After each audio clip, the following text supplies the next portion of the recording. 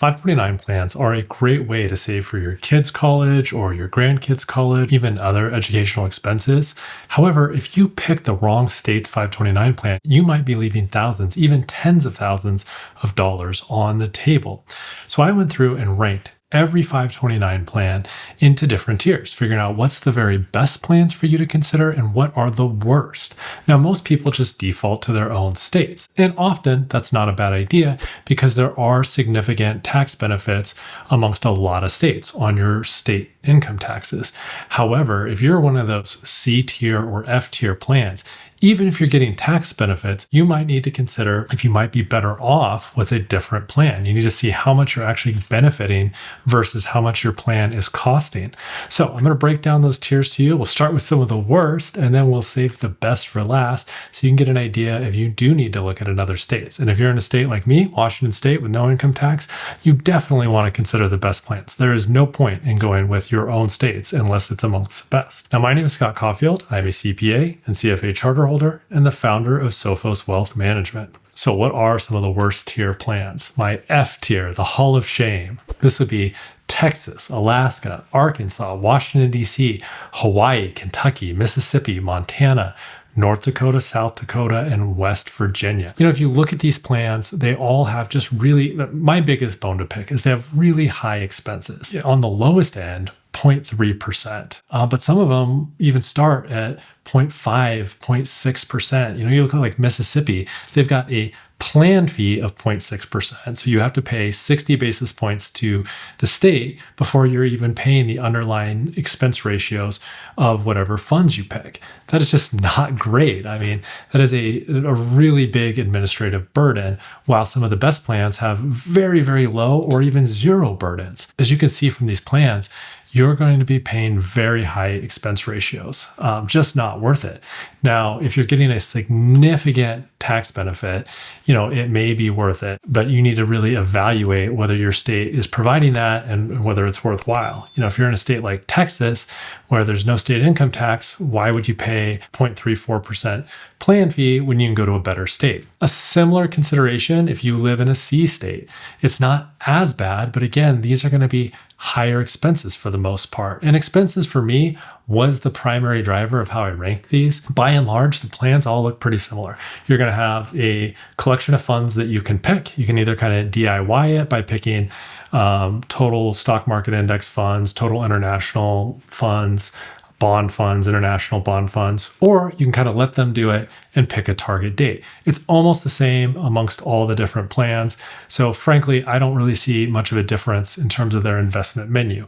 I don't think it really matters. Your primary focus should really be what fees are you paying, and a secondary focus might be ease of use. You know, if you're deciding between two plans and you really like the platform one is on, maybe they're on Vanguard or Fidelity, that might be a consideration for you. But these C plans, you know, you're looking at Missouri, Oregon, Arizona, Colorado, Indiana, Kansas, Maryland, New Jersey, North Carolina, Ohio, Washington, Alabama, Idaho, and Tennessee. Again, if you don't have a significant state tax benefit because you live there, definitely don't consider it. Even if you live in that state and you get that tax benefit, weigh that against what you kind of plan to invest over time and what you think the differential might be in terms of the tax benefit versus those extra fees. I'm even going to just skip over. I'll show you the B tiers.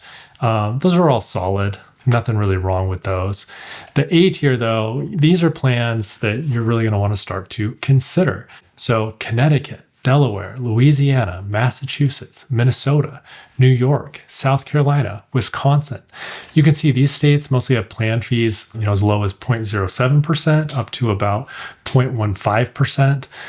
Wisconsin's even down there at 0.05%. Their expense ratios of the underlying funds, you know, they can be as low as 0.01%. There's some Vanguard funds, there's some Schwab funds, Fidelity funds. They have very, very, very low costs. And even though some of those expense ratios go higher, say as high as 0.78%, that's often kind of outlier funds. Those are for things like a bank loan fund that most people probably don't want as part of their portfolio anyways. Most of these states, if you pick their target date or enrollment date options, have very low funds there.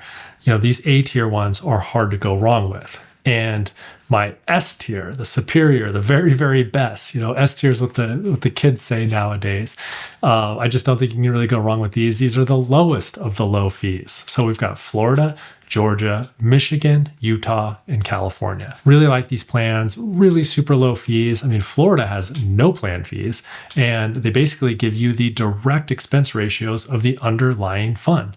That is pretty phenomenal. So hats off to them for that. You could put together a super low cost portfolio of just kind of index funds, and you're basically paying nothing extra. Now, again, even the Georgias, Michigans, Utahs, Californias, their expense ratio or their plan fees are just very reasonable, probably just taking care of the overhead of the state. They're clearly run pretty efficiently, and they are giving you pretty darn good expense ratios, very close to the underlying expense ratios. They're not building in a bunch of extras the way states in the B, C, and especially F tiers do. So these are the ones I would strongly recommend you consider. How much can this actually benefit you? If you were to contribute $5,000 a year to a 529 plan, which, is a big number, but let's say you did it for 18 years, earned about a 7% investment return. The difference between one of the A tier or S tier plans, where you're only going to pay like 0.1% fees per year, so that's 10 basis points, versus some of the worst tiers, those F tiers, where you might be paying 0.6, 0.7, 0.8% a year fees. Well, compounded over 18 years, that's over a $10,000 difference. In fact, I just did a quick calculation. By year 18, on an S tier plan, you might end up with something like just shy of 180,000. On an F tier, you might end up with 169,000. So there's almost an $11,000 difference there.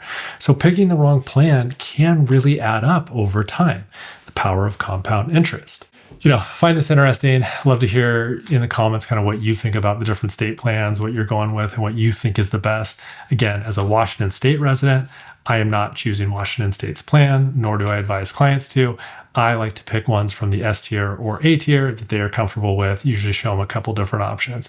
So appreciate if you like this video, share with anyone you think would benefit, like my channel, and subscribe. Thanks a lot.